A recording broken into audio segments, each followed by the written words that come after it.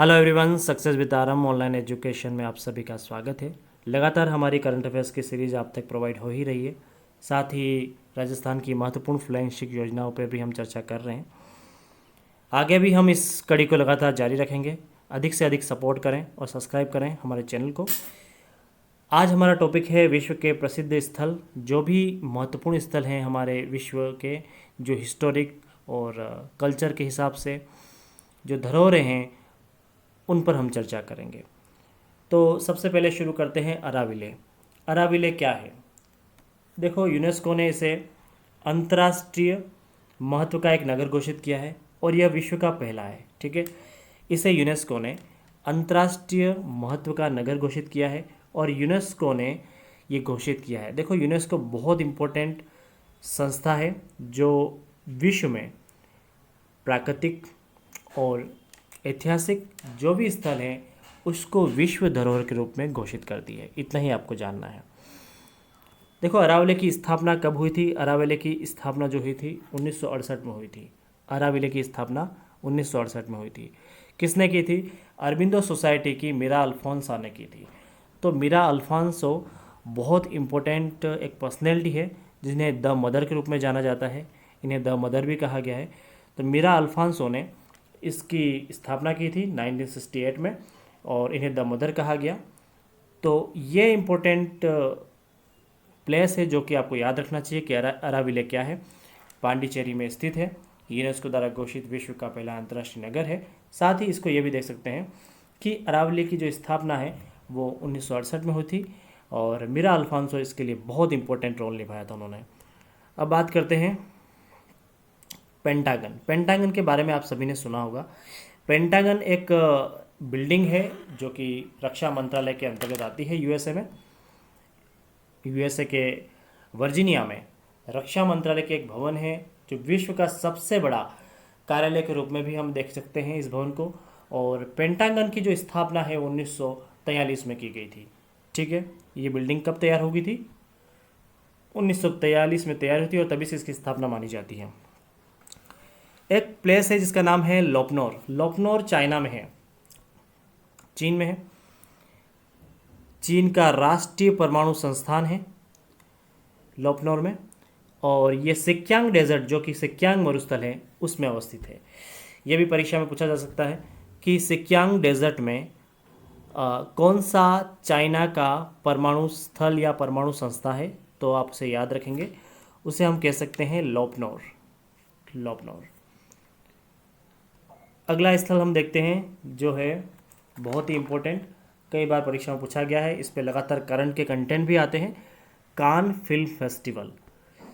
देखिए, Cannes film festival जो है हर साल बेहतरीन फिल्मों को अवार्ड देता है, जिसमें बेस्ट डायरेक्शन, बेस्ट एक्टिंग और बेस्ट स्क्रीन प्ले तक के भी अवार्ड दिए जाते हैं। एक प्लेस है जिसका नाम है एलिसी पैलेस। एलिसी पैलेस क्या है? ये राष्ट्रपति भवन है। फ्रांस के राष्ट्रपति का जो भवन है उसे राष्ट्रपति भवन का नाम है एलिसी पैलेस। ठीक है, एलिसी पैलेस क्या है? फ्रांस के राष्ट्रपति का जो भवन होता है, उसका जो निवास स्थान होता है, उसे हमने एलिसी पैलेस कहा। ठीक है, यह भी परीक्षा में लगातार पूछा जाता है, इसे भी ध्यान रखें। Red square. देखो, लेनिन थे। लेनिन बहुत बड़ी पर्सनैलिटी थी। लेनिन पे हम अलग से एक वीडियो बनाएंगे जो कि हमारे विश्व इतिहास के संबंध में भी काम आएगी। लेनिन की समाधि रेड स्क्वायर कहलाती है। ये क्रेमलिन में स्थित है। ये रशिया का शहर है क्रेमलिन। ठीक है, तो रूस का एक शहर है क्रेमलिन, वहाँ पर लेनिन की समाधि है। बहुत इंपॉर्टेंट है, ये भी परीक्षा में पूछा जाता है लगातार। अब हम देखते हैं स्टैच्यू ऑफ लिबर्टी। इसके बारे में आप सभी ने सुना ही होगा। ये यूएसए में स्थित है, अमेरिका में। इस तरह का आपने देखा होगा, यूएसए में एक बहुत बड़ी मूर्ति है जिसके सर पे 7 तीरें लगी हुई है। 7 तीरें 7 महाद्वीपों का प्रतिनिधित्व करती हैं। इसकी डिज़ाइन किसने की थी? तो फेडरिक ऑगस्ट बर्थोल्डी ने इसका डिज़ाइन किया था 1861 में। ठीक है, इसका डिज़ाइन फेडरिक ऑगस्ट बर्थोल्डी ने 1867 में किया था। ये दो डाटा भी इंपॉर्टेंट हो जाते हैं। इसके डिज़ाइनर कौन थे? Frederic Auguste Bartholdi. Frederic Auguste Bartholdi ने किया था। दूसरी बात यह है कि इसको आधिकारिक स्वीकृति कब मिली? इसकी आधिकारिक स्वीकृति 1886 में मिली, 1886, ठीक है, इसे याद रखें, ये डेट बहुत इंपॉर्टेंट है। इस लिबर्टी और स्टैच्यू ऑफ लिबर्टी को स्वीकृति कब मिली थी आधिकारिक रूप से? 1886 में, और ये डेट थी 28 अक्टूबर 1886। इसका टाइटल क्या है? देखो, एनलाइटिंग की बात करता है, प्रकाश की बात करता है पूरे विश्व में। तो लिबर्टी क्या करती है? प्रकाश की बात करती है। लिबर्टी एनलाइटिंग द वर्ल्ड, पूरे विश्व को प्रकाश करने की बात करती है।